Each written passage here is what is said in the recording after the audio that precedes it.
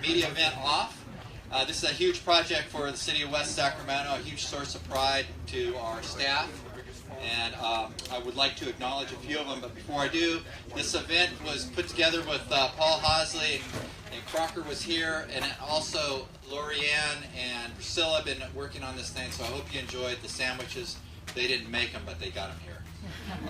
This is a big project for us, $170 million of taxpayers' dollars for 5.8 miles of levee improvements, and again, it's a huge source of pride to our city, and our mayor will introduce our council members and elected officials who really lead us. But our council sets the policy, and then we've got an incredible staff, and I'd like to acknowledge a couple of them. One of them is actually in Hawaii. He celebrated. Greg Faven went to the islands to chill out. Left Paul Durskin. Of course, Paul, if you could give Paul a round of applause there. So many key partners with state and federal agencies, but this team includes Mark Solo, Toby Wong, always heads up big projects for the city. I mentioned Paul, Ken Goleski, Chelsea Grow, and Charlene Hamilton oversees them all. So if you could give this staff a hand.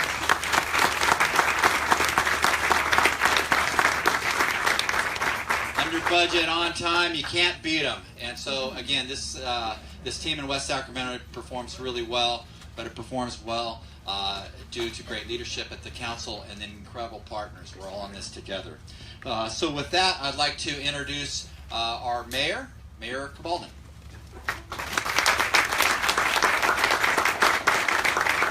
Thanks so much, Marty, and welcome to everyone. This is a really exciting and important day for our community. I want to introduce the elected officials that are here on behalf of the city and our partners at the West Sacramento Area Flood Control Agency.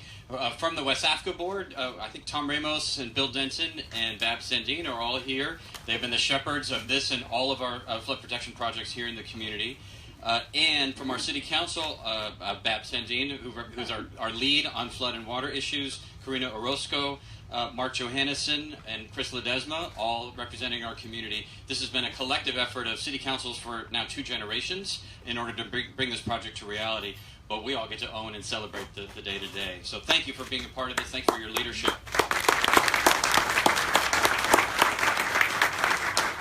And I'm really stoked to be introducing our lead off for the event, because we would not be here if it weren't for the incredible, dogged leadership of our congressional representative, Congresswoman Doris Matsui. She's represented our community in Congress directly for just a few years. After the last redistricting, she became our Congresswoman, depending on how you count, in 2011 or 2012. And in that short amount of time, she has been responsible for so many successes in our community and moving our city forward in all kinds of ways, whether it's making a better quality of life, protecting public safety and security, whether it's giving opportunities for young people and for businesses and for technology, for healthcare, but probably nowhere more obvious than her work on flood protection and flood management. She's not just a regular member of Congress. She's been a strong advocate for us in Washington, D.C., making sure that that we got representation and our voice was heard. Anytime we've had any issues or problems with delivering what is the most complex, largest project we've ever undertaken, not just as a city, but since we organized as a town in the 1840s. This has been our biggest project, and of course, for a small town of 53,000 to accomplish such a thing requires beating the odds, all of the odds, 10,000 to 1 odds, and for each one of those 10,000 moments, Doris Matsui has been there to fight for us and to advocate for us. When the Congress has been considering year after year the possibility of flood protection authorizations through the Water Resources Development Acts and its successors, she has never let up to make sure that we were in that legislation in a big way. And so she was, whether on the floor of the Congress or in committee or in the caucus or trying to cajole just one more supporter in some other part of the country by visiting their district or taking them to lunch or buying them a dessert, whatever it took in order to advance this project in a Congress that wouldn't naturally necessarily be thinking about how to protect West Sacramento, Doris Matsui has been there in order to make that a reality. But not just as a fighter. Doris Matsui is that I've never met another public official who says, okay, if I'm going to work on this project, West Sacramento, here's what you're going to have to do. Every Thursday, and I'm making up the date, but every Thursday at 10 a.m., there's going to be a phone call that I'm going to be leading as your member of Congress, and I want all your engineers on the phone, your finance people on the phone, the Corps will be on the phone, the Senate will be on the phone, the FEMA will be, everybody will be on the phone, and we're going to make sure every week that we're accountable for making real progress. No one does that. No one, after the press releases are issued and the ribbons are cut, does that kind of day-to-day work in order to make sure that the project actually happens. So in untold ways, we would not be here if it weren't for the strong, assertive, never, ever quitting leadership of Congresswoman Doris Matsui on our behalf. And so on behalf of our community, please welcome our esteemed Congresswoman Doris Matsui to the podium.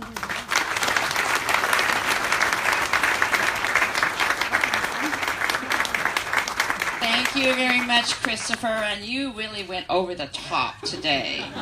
Really, I mean... Don't say that on a levee. The sun is out today, I don't have to worry. But listen, you have... Christopher has been fabulous to work with, whether it's been on flood protection, which is huge, but also on streetcars, which we're linking now, going to be linking West Sacramento and Sacramento. It's absolutely fabulous what's happening here in West Sacramento. And, this morning I guess I heard about you're going to move those tanks too, right? Yep. Which is really remarkable when you think about where West Sacramento was even just a decade ago and where it is today. And you're a city that is on the rise, definitely, and in the best ways possible. And it's such a pleasure for me to come to West Sacramento because it reminds me so much of... I grew up in the country on a farm, and so when I come to West Sacramento, I kind of feel my roots again being awakened, and it's always a nice feeling. I want to thank you all very much for being here. I also want to thank Marty Tuttle from the West Sacramento. He's got a loud voice, so we can always know where Martin is. Gary Bardini, who I've worked with many times with the state, Department of Water Resources, has been a great partner. Clyde McDonald from the Central Valley Flood Protection Board, you've been great. And also Colonel Ray, who will be speaking, I know, who's our commander now, district commander here in the Sacramento area. He's been a great partner as the Corps has been through many, many years here. Today's groundbreaking is another step along the way for our flood protection milestone in this region. And I have to say that this is so important. We got the authorization for this here on West Sacramento and also with some of the levees along the Sacramento and the American in the last reauthorization at the end of the year, which makes us ready to go in essence. And obviously we're ready to go because West Sacramento has been working on this for a long time, knowing that we were going to be doing this and ready to go here in West Sacramento.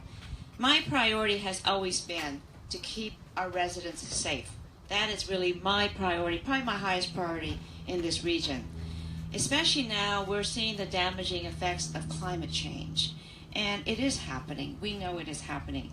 And because of our geographic location here, just below the confluence of the American and Sacramento rivers, we are going to be impacted by it even more. So the risk of flooding is never going to be going away. We're safer now than we've ever been. But we also need to be very, very proactive. And that is why it is important for us to not ever take things for granted.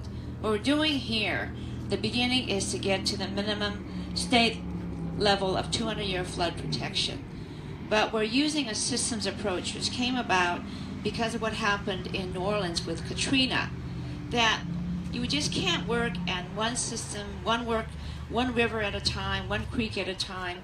We have to work on the whole system. And the system here includes Folsom Dam with its new spillway, which will allow us to release water faster in flood events. It also involves Natomas. It involves the American River and also the Sacramento River on both sides. And it's important that we know we're safe, but we need to actually raise the level of flood protection ultimately beyond 200 year. And with what's happening with Folsom Dam, there's an ability, a potential there to actually do far more because of what we have there.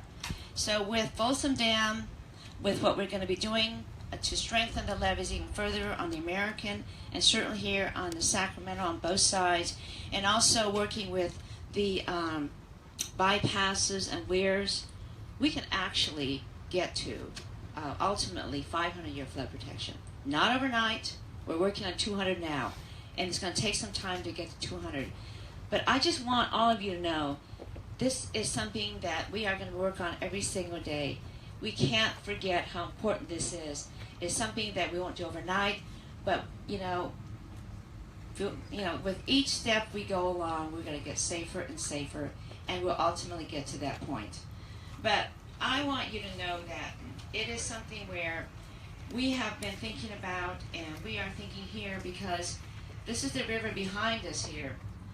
But we are protecting here in West Sacramento, not just buildings, or homes, or shopping centers, community centers, but most important, the lives and the dreams of thousands of people who live here in West Sacramento.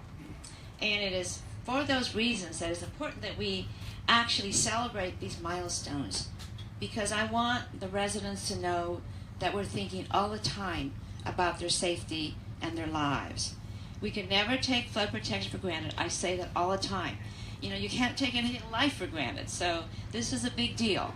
And I want you to understand that we're all part of this, and we'll never ever let you down. We'll be there all the time fighting with you. And the reason why flood protection, I believe, is so successful in this region is that we have a strong partnership. The federal government, the state government, the locals, all of you here, West Safeca, we work together. And we work together in a way that makes a lot of sense. And Christopher said we do check up on each other to make sure that we're in sync. Because we never know when we have to, like sometimes, as you're doing, West Safeca has to move ahead faster with the state before the federal government can put in its money. But it's going to be there. It's going to be there. And I really have to tell you that it's a pleasure for me to represent this area.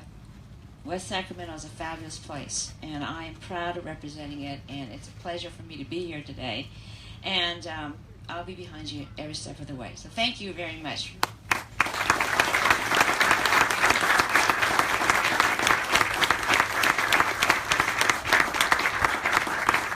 Thank you so much, Congressman, and also thanks to Sam and all of Congresswoman Massui's team, who all have been deployed on this project and so many other West Sacramento priorities so effectively with such great effect like we're seeing today. Our community's always been concerned and attentive to issues around flood protection and flood control since we were founded in the 1840s, and certainly ever since we became a city in 1987, 30 years ago. Because our city is protected by 52 miles of levees that surround us. And that in years like this, like the wettest year on record, when the bypass fills up and our residents can see, and the region can see that we are an island that exists only because of a levee system that has been iteratively built and rebuilt and improved for generations, and it remains our responsibility to do so each time in order to get to 200-year level protection, as Congresswoman Matsui said, and beyond. The last 10 years, we've completed 3 major levee projects along the way, up at the rivers, at the California Highway Patrol Academy, and the I Street Early Implementation Projects. These were funded with our local funds and with state funds. And local residents here in West Sacramento distinguished themselves maybe throughout the whole country. I think we may have been the first, maybe still the only community in the country that said, not only are we going to step up, we're going to step up in every way possible. We don't know how we're going to fund $1 billion or a $1.2 billion flood protection plan eventually, but we know we have to get started. So more than a decade ago, West Sacramentans rallied to get that work underway. They approved a property tax assessment in order to contribute to levee projects. They approved a special sales tax to contribute to levee assessments. The City Council approved a development impact fee so that new development within the levee system would contribute to its improvements. So 3 sources of local funding that made it possible for West Sacramento to get a head start on its own protection. At the same time, the voters of California made an investment in the statewide infrastructure bonds that included funding for levee protection. And so the state of California came on horseback, rallying to West Sacramento's side, right at the moment when our voters had said we were willing to step up too. And together, our partnership between the state, the Department of Water Resources, and the Central Valley Flood Protection Board, and the people of West Sacramento together have made significant advances in our levee protection, even in advance of the strong work and commitment by the federal government, in close cooperation with the Corps. Every step of the way. This has been a remarkable accomplishment around the country. So many communities like ours around America after Hurricane Katrina struggled with, how do we get this done? Is it even possible? And certainly for a little town of 50,000 people, how could you possibly do a $1 billion plus levee improvement project? And as I said, our answer was, we don't know, but we have no choice, so we're just going to get started working on it. And thankfully, the state of California, Congressman Matsui, the Corps of Engineers, and FEMA all stepped up in order to make sure that we could keep making progress, coming to a moment of today where we're seeing the biggest and most important of our levee projects yet. This is a $170 million levee improvement project that helps get us to nearly halfway completion of the entire 52-mile levee system improvements that we're contemplating in this $1.2 billion levee project that Congressman Matsui modestly mentioned was in the federal bill. In addition to our project, there are other projects in her district. Together are the largest investments in that federal flood protection bill in the country for levees. So yes, they happen to be in the bill, but they were the centerpiece for flood protection around the country because of the advocacy that she's done. But we also said at the beginning we want to be a testing ground for new approaches to levees, to multifunctional levees, to levees that respect the hydrology and the geometry of the river, and to chart a new path for how levees can serve multiple purposes and benefits, but also create opportunities for recreation, for habitat, and for long-term efficacy in terms of protecting us against the unknowns of the river, particularly in a climate change environment. So we gladly stepped up with our partners at the state and at the Corps in order to try new approaches in an urban context that would set a standard and a model for our colleagues in communities around the state and around the country for doing levees in a different way. We also agreed to not do any more development in new areas that weren't previously protected by levees. This was a significant step for us. 20 years ago in our land use plans, we expected to grow farther to the south and farther to the north, which would have required the reconstruction of all those levees too. And our city council said, with the strong support of the public, no more. We're going to continue to build in our current footprint as a city. We're going to grow sustainably, and we're not going to put any more lands or people at risk by growing into new flood zones. That's how we got here today, was the result of leadership by the City Council, by our state and federal partners, and especially by the people and the businesses of West Sacramento who believed in getting something accomplished and getting something done, getting started at the beginning before we had any partners. And I also want to acknowledge Verna Sulpicio, who's here. She's the president of the West Sacramento Chamber of Commerce, and our local business community from day one recognized that investments in flood protection were good for business, and they stood up instantly in order to support us in that work. So this is a big accomplishment for a city of 53,000 and change in terms of population. And in addition to Congresswoman Matsui, as I've said, we could not have gotten here without the strong support of the California Department of Water Resources, the U.S. Army Corps of Engineers, the Central Valley Flood Protection Board, and many others. But first, I'd like to introduce Clyde McDonald, who's an old colleague of mine from the Central Valley Flood Protection Board, to make a few remarks about their partnership in bringing this day to a reality. Clyde, welcome.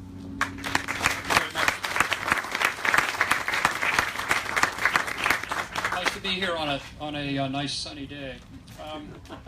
And it's good. It's better than raining right now. A large number of people helped with this project, including a lot of people who came before us. The Sacramento River levee system began with farmers building their own levees. In 1860, Will Green of Colusa said there was too much water to be contained within the Sacramento River levees, but people didn't really believe it. But Green was correct. In 1894, the Manson Report called for a levee and a bypass system. In 1911, the Jackson Report called for a still larger levee system and bypass system. And that project was authorized by both the state and the federal government. And most of the levee system that we have here in the Central Valley is based on that forward-thinking Corps of Engineers plan. And it's good to think about that that was done before we had computers. In 1913, huge amounts of dirt were removed from the mouth of the Sacramento River down at Rio Vista, down that way. That allowed mining debris from the hydraulic mines in the Sierra to be washed out. By 1927, this helped reduce the low water flow at levels in Sacramento by 9 feet. We're standing on an old Jackson levee. It wasn't engineered very well. It wasn't a marvel, but it served us well. And so I say thank you, Thomas Jackson. And soon this old Jackson levee will be replaced by a setback levee that meets modern engineering standards, helping West Sacramento towards the goal of 200-year protection while providing needed habitat and a little bit more room to grow. It took a big team to make this happen, and my thanks go to Congresswoman Matsui for helping with the funding, as has been stated, for Colonel Ray and for his team at the Corps of Engineers, Gary Bardini and his team at the Department of Water Resources, West Safeco, the City of West Sacramento, Mayor Cabalden, and then teams of consultants, NGOs, and others. It took a lot of people to make this happen. This levee is a part of the new Central Valley plan, flood plan for the Central Valley, which will significantly increase flood protection for urban areas. You've all done a great job, and thank you very much.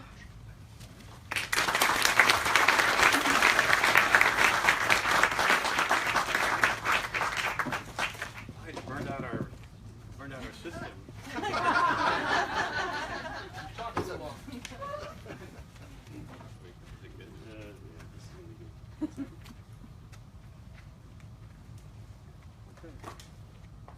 Now we good? Yep. All right. Clyde, thank you so much. A lot of folks, when we started this process, thought this couldn't be accomplished anywhere. And a lot of cities in the Central Valley in particular, when the legislature was taking up the whole issue of 200-year flood protection, said it's such impossible. You can't accomplish this. And all of the state agencies, including the Central Valley Flood Protection Board and DWR, both insisted that it could. And we worked together to try to prove that it was possible. And today, in some sense, is also proof positive that it is possible for state and federal local agencies to collaborate, to cooperate, to fight both with each other and together in order to bring this to a reality and accomplish the goals that our state and federal partners have laid out. And so we're really pleased to have with us today Gary Bardini with the Department of Water Resources as well. Welcome.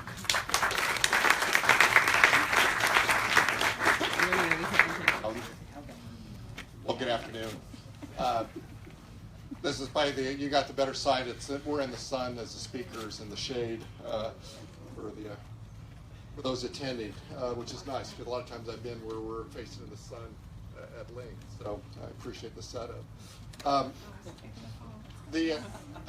like to touch on three main points. A little bit just renewing a bit of some of the items touched by the previous speakers about the aspects of just the importance of flood management and flood risk in the state and here in the Central Valley. 1 in 4 folks throughout the in California are in some aspect of a floodplain, be it a deep floodplain, alluvial type fan flooding, or other types of flood risk throughout the state. So it's a significant issue in the state, and the economic consequences and life and property and other things related to that are very significant in the state. But I think no place is greater than what you see here in the Central Valley. Clyde describes a lot of the history and the color of the efforts to improve the aspects of flood management in the state. Clearly, the aspects of the Sacramento system here, and as it works all the way from the Sierras down to the Delta, and how it touches so many things is extremely vital, both not just to the public, but also to the economy. The fact is that this has been a long, ongoing effort over a century, and we continue to go and continue to progress those improvements as a system.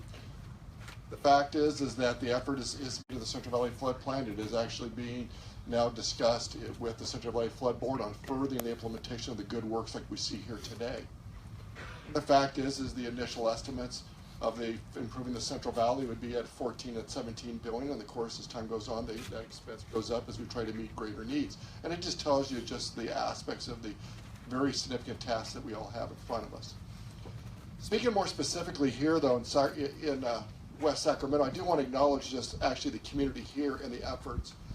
Since 2009, the department has been working actively with West Sacramento. I want to acknowledge the leadership at the local level here Mayor Cowden and your team here, and actually putting the necessary financing at the local level to progress the work in the state with the aspects of the available funding from essentially the public through Proposition 1E and Prop 84 to be able to join with you in improving this, and of course working with Congressman Matsui and the Corps of Engineers to bring the federal interest into the improvements here.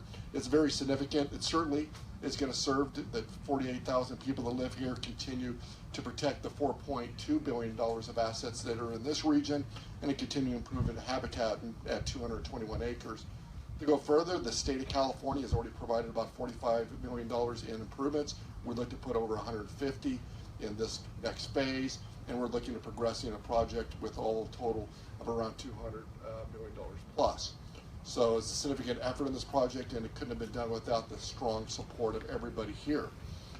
I do want to leave you with some parting thoughts a little bit of the recents of this year, though.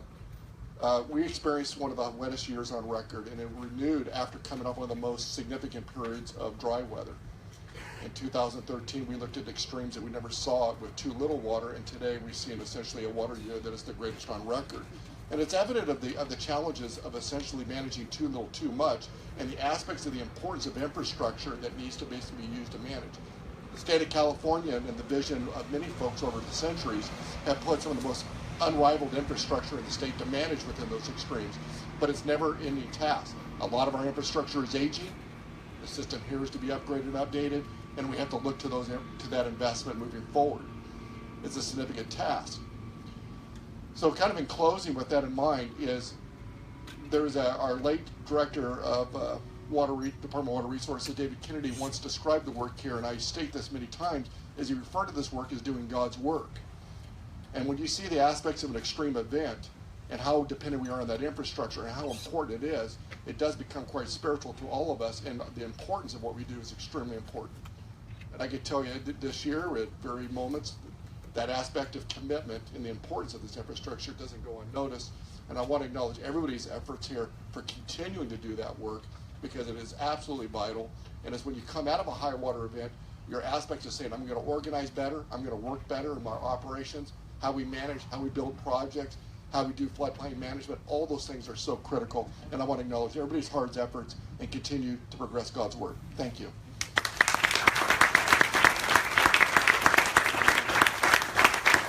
Thanks so much, Gary. I know the microphone cut out when you said you were looking to spend $200 million. I want that on the record as well. And I also know there are a lot of engineers in the room, so when Paul was adjusting this thing, I heard a lot of gasps. And we apologize. It is stable. It's not for 200 years, but it's stable. The U.S. Army Corps of Engineers, obviously, one of the most, the largest and most effective infrastructure building entities on the planet. And so to have a project like this where we've almost been able to conceive of the Army Corps of Engineers as just our partners down the hall at City Hall, where they work with us day to day in a problem-solving way, has been extraordinary. I can't count, even just at the city council level, the number of times it seemed as though this entire project was going to go off the rails. There are 10,000 ways for a project of this scope and scale to go wrong, and only one way to go right. And without the U.S. Army Corps of Engineers, and particularly the Sacramento District, and Colonel Ray being on every one of those issues, working with us and the congressmen and our state partners in order to keep progress going and to stay on track and on schedule and on budget, we would not be here, and we would not be looking at the prospect of completing the entire project. So we're really, really pleased to have with us today Colonel David Ray from the Sacramento District Office of the United States Army Corps of Engineers. Thank you, sir. Congresswoman Matsui, members of the Central Valley Flood Protection Board, City of West Sacramento, California Department of Water Resources, and the West Sacramento Area Flood Control Agency. Thank you very much for including the U.S. Army Corps of Engineers in today's important milestone for flood safety. In 2009, we began a partnered effort with the state of California and the City of West Sacramento to find ways to improve the flood management system surrounding the city. Our combined efforts became a reality in 2016 when the Water Infrastructure Improvements Act authorized the recommended plan to design and construct the Southport setback levee, along with additional levee improvements around West Sacramento. We look forward to participating in these efforts in the coming years.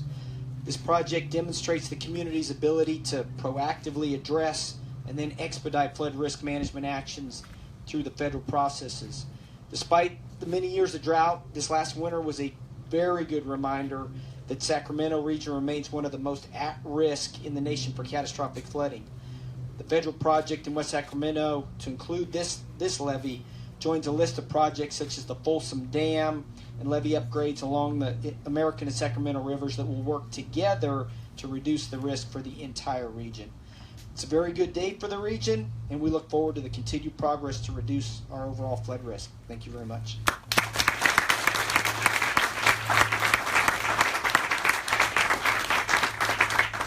Thank you so much, Colonel, and to all of your team. Finally, I want to introduce a representative from the board of one of our key local partner on this project, the West Sacramento Area Flood Control Agency, which the city is a member. And so I'd like to invite Tom Ramos to come up to the podium.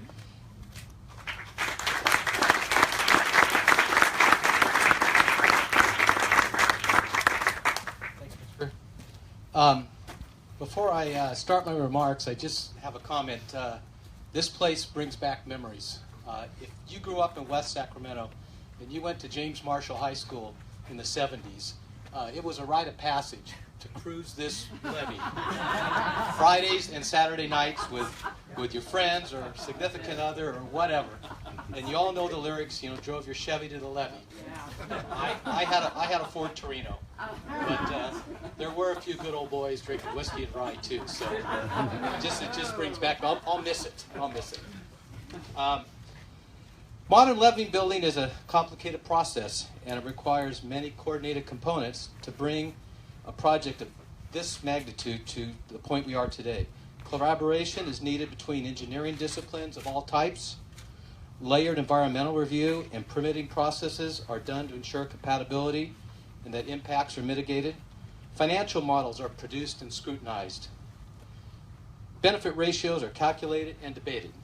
And our local representatives and politicians do their thing to drum up support from the public and their fellow electeds. Many of you here today were involved or one or more of the parts of this process. And the fact that we are all here today for this groundbreaking is a testament to the work we've done to produce what I would call a showcase flood control project. WSSAFCA thanks you for all your conscientious efforts. But in today's world, all this collaboration and expertise cannot produce a project of this magnitude without one more very important thing, and that's local support. So with that, I'd like to mention and thank a few folks specifically. First off, the City of West Sacramento and the dedicated staff they provide to WSSAFCA. Most of you know that the West Sacramento Area Flood Control Agency is a partnership between the city and the 2 reclamation districts that serve this area. WSSAFCA was formed to advocate, plan, fund, and construct levee improvements around West Sacramento, and then provide the funds to maintain those improvements going forward. In this partnership, though, the city has accepted an additional role in providing the staff necessary to plan, coordinate, manage our relationships with our consultants and government partners, as well as manage the fiscal resources of the agency. They have always strived to provide the resources WSSAFCA needed to complete its mission of obtaining 200-year flood protection for the area. Special thanks goes to our mayor and the city councils, past and present, for always keeping flood protection at the top of their list of priorities for this community. And in addition, thanks go to the current and past staff members of the city's flood protection team.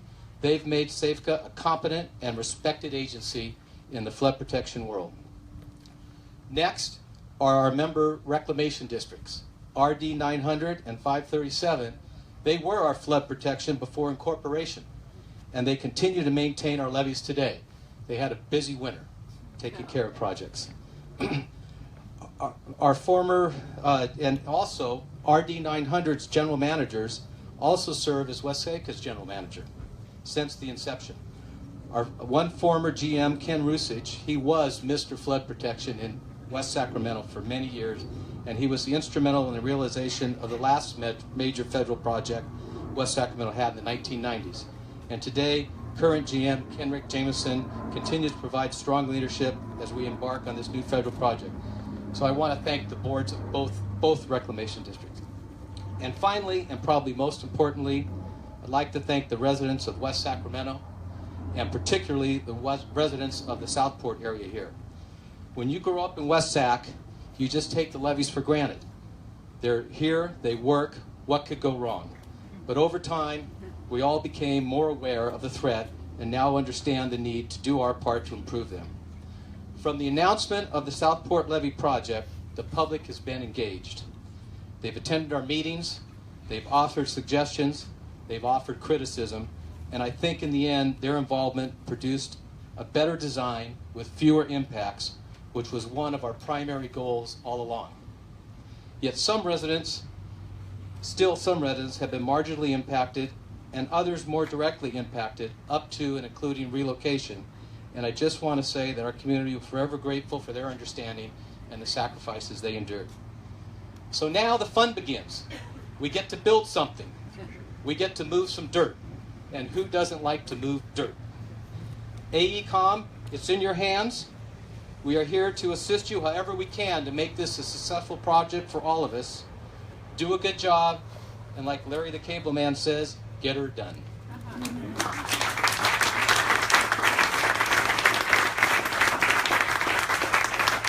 right, I'd like to invite our speakers to come back up to the podium along with Councilmember Sandine and Orozco, Johannesson, and Ledesma as well. And as they're coming up, for anyone who is recording or watching this at home on Facebook Live or on our local news, one thing we do want to emphasize, which is that the launching of this project, just like the levee projects that we've already completed, is not a moment to say, you know what, maybe I don't need flood insurance anymore, right? That is not what this is.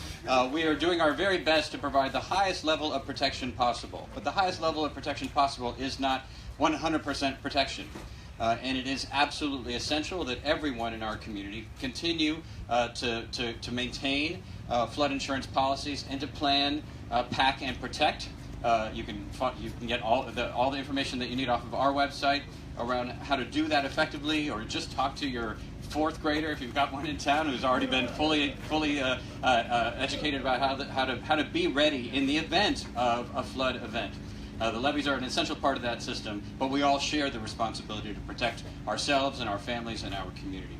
So with that, I want to thank our attendees, and maybe if we turn backwards, Chief.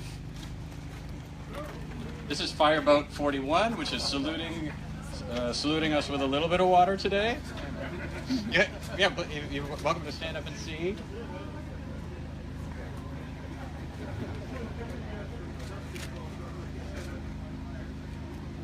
All right, and with that, we're going to proceed to the shovels. You break some ground.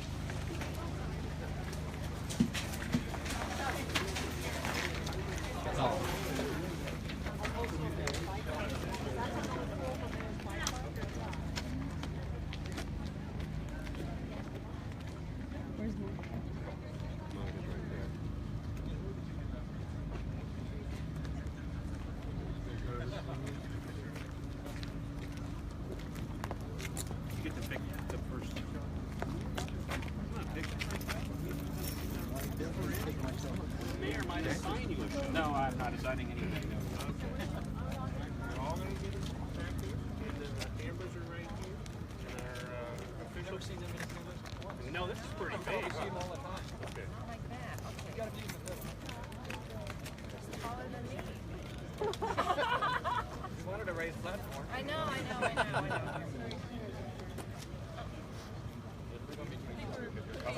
Yeah. We're not good colors. Are we in? Yeah. You could share it. Share a shovel. Okay, everyone, right here is the official city photographer, so please look at Monica, and let's get a not turning over shot, just that shot on 3. 1, 2, 3. One more time. 1, 2, 3. And then let's get some shovel action. Everybody dig in. All right. Okay. Here we go. On 3. Look up. 1, 2, 3. Get 1, 2, 3. Thank you. All right.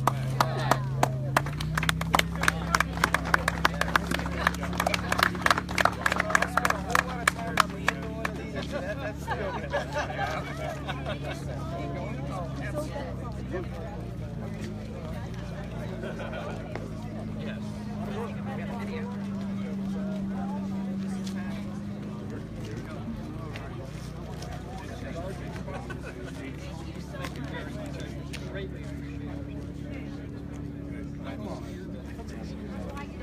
picture. Yeah, it was great. No, so I was like talking to the other person, and I was like,